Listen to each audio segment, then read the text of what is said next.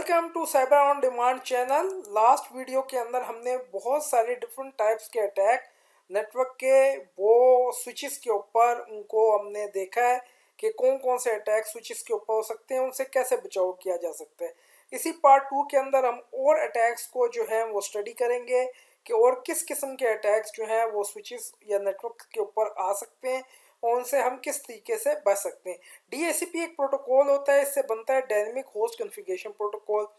ये जो डीएचसीपी है ये डायनेमिकली क्लाइंट को IP address, subnet mask, default gateway और डीएनएस के सर्वर के आईपी एड्रेस प्रोवाइड करता है ताकि क्लाइंट जो है वो नेटवर्क के साथ अटैच हो जाए और नेटवर्किंग जो है डाटा को शेयर कर सके।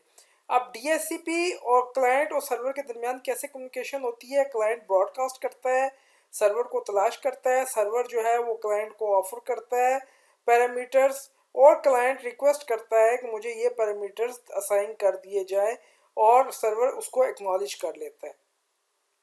अब डीएचसीपी के अटैक में क्या होता है, सबसे पहला अटैक है डीएचसीपी का डीएचसीपी स्टारवेशन अटैक कि हम डीएचसीपी के अंदर एक पूल होता है, अगर वो क्लास सी का पूल है तो उसमें 1 से लेकर 254 तक होस्ट आएंगे और हम क्या करेंगे कि एक गोबलर टूल या किसी किस्म का और टूल लेकर उसको इतना ज़्यादा हम एग्जॉस्ट कर देंगे कि वो जो पूल है उसमें से कोई भी आईपी नहीं बचेगा क्लाइंट को देने के लिए बोगस एंट्री के साथ। ये एक किस्म का अटैक है।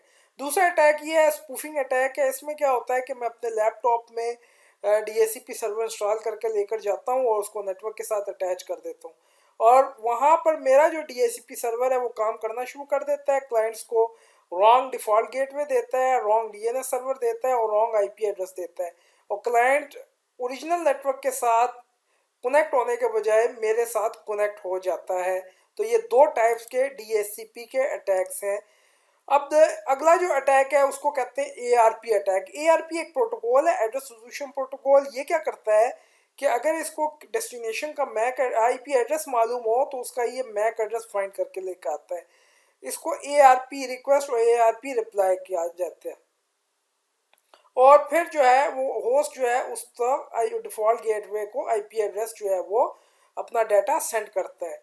अब इसमें एआरपी पॉइजनिंग या एआरपी मैन मिडल अटैक्स के अंदर हम अपना मैक जो अटैकर होता है वो अपना मैक एड्रेस दे देता है और डिफ़ॉल्ट गेटवे की तरफ से जाने के बजाय वो अटैकर के पीसी से सारा डाटा होकर गुजरता है और अटैकर तमाम डाटा को इंटरसेप्ट करता है। आईपी वर्जन 6 के अंदर जो है वो ये फैसिलिटी है कि वो मिटिगेट करता है नेबर एडवर्टाइजमेंट स्पूफिंग से और प्रिवेंट करता है एआरपी रिप्लाई। इसके अलावा आप अपने स्विचेस के अंदर एआरपी स्पूफिंग, एआरपी पॉइजनिंग से बचने के लिए डायनेमिक एआरपी इंस्पेक्शन इंप्लीमेंट कर सकते हैं।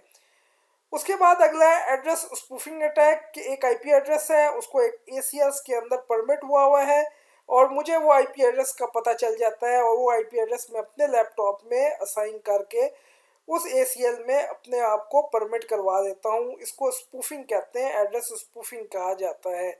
और इससे बचने का तरीका ये है आईपी और मैक एड्रेस स्पूफिंग कि हम आईपी सोर्स गार्ड जो है उसको इम्प्लीमेंट करें। उससे अगला अटैक है spanning tree protocol. Spanning tree एक प्रोटोकॉल है जो स्विचेस के अंदर लूप से बचने के लिए यूज होता है।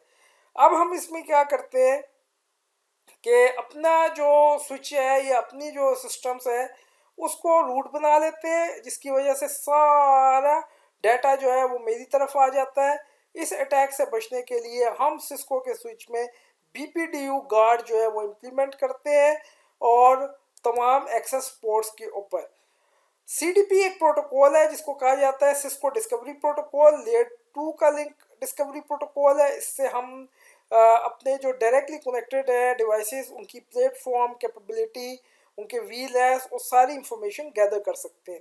तो अटैकर इसको एक्सप्लॉइट करता है इस चीज़ को सीडीपी और नेटवर्क की तमाम टोपोलॉजी को हासिल करता है कि कौन से स्विचेस चल रहे हैं, कौन से प्लेटफॉर्म्स हैं, कौन सी वीएलएस चल रही है। इससे बचने के लिए हमें नो सीडीपी रन करना पड़ता है ग्लोबल कॉन्फ़िगरेशन मोड में जाकर ताकि सीडीपी रन ना हो और जब कभी हमें कोई ट्रबल शूटिंग करनी हो तो दोबारा ग्लोबल कॉन्फ़िगरेशन में सीडीपी रन करके हम उसको ट्रबल शूट कर सकते हैं और ट्रबल शूट करने के बाद उसको वो बंद कर सकते हैं। तो ये थे डिफरेंट टाइप के अटैक्स जो स्विचेस के ऊपर हो सकते हैं और इनके ज़रिए से हम इसमें बचाव कर सकते हैं। अगली वीडियो के अंदर हम इसका प्रैक्टिकल करेंगे।